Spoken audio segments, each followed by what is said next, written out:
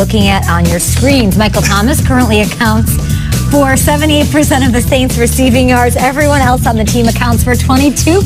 That 22% is the lowest number in the league. What does that mean?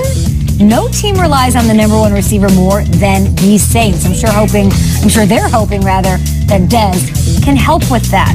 So he's going to be great. Juju, you could argue that he's the best number two with his performance last night under the bright lights under a tough opponent in the Panthers.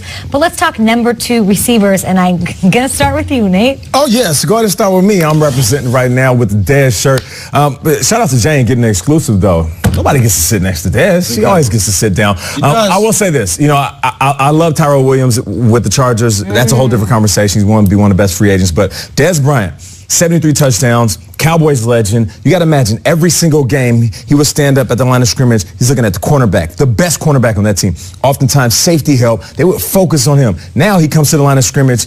He's going to have the number one cornerback on Mike Thomas. The linebackers and safeties focus on Alvin Kamara and Mark Ingram. The opposite safety focus on Drew Brees. Yeah. Now he's facing number 2, number 3 DB. You're going to put him on the outside and on the inside like they did with Larry Fitzgerald in Arizona. I'm going with Dez Bryant. He's going to ball out when he gets the rhythm. All right. Kay, you said it. I'm going to go with, we're talking number 2 receivers. I'm going to go with Tutu Smith-Schuster right there. Like last night. Why not? Yeah. You know, what's crazy about Juju is he obviously had the big night last night and the huge first play. He's got more receiving yards than AB this year, and it's actually not that close. That doesn't make him a better receiver, but it means he's completely legit, and you won't believe who was weighing in on the social media last night about Juju in the middle of the game. The guy who we're always talking about, there it is. Oh, boy. I don't think Juju had crossed the goal line yet, and Le'Veon Bell says about how special he is. I also want to clarify one thing. We said earlier in the show that Le'Veon tweeted, I think it's safe to say it's time to pass the sticks. I was told on Twitter he wasn't talking about James Conner. He was talking about the Panthers, gone, you're off, we beat you. Yeah, 21-0. Hand over the sticks. Yeah. So he's talking about they're blowing out the Panthers. But good tweet either way. I love Juju.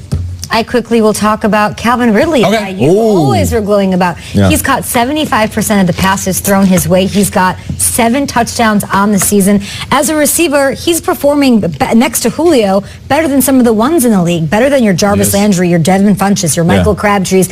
I feel like he's the kind of guy who will learn so much from Julio just being there, and also that he could be a number 1 receiver sooner than later. 7 TDs for that guy? 7 touchdowns. That's Unbelievable. That is a tie for lead in Calvin Ridley. We'll be back. Also, he's a nickname on